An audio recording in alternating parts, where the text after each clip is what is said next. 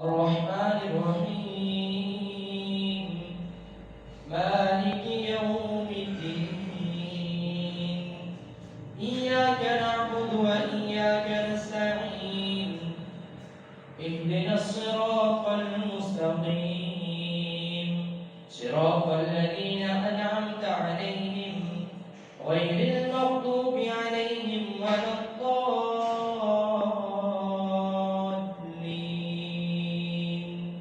آمين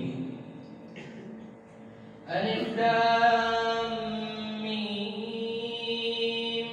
ذلك الكتاب لا ريب فيه هدى للمتقين الذين يؤمنون بالغيب ويقيمون الصلاة ومما رزقناهم ينفقون والذين يؤمنون بما أنزل إليك وما أنزل من قبلك وبالآخرة هم يوقنون أولئك على هدى من ربهم وأولئك هم المفلحون إن الذين كفروا سواء عليهم أأنذرتهم أم لم تنذرهم لا يؤمنون ختم الله على قلوبهم وعلى سمعهم وعلى أبصارهم غشاوة ولهم عذاب عظيم ومن الناس من يقول آمنا بالله وباليوم الآخر وما هم بمؤمنين يخادعون الله والذين آمنوا وما يخدعون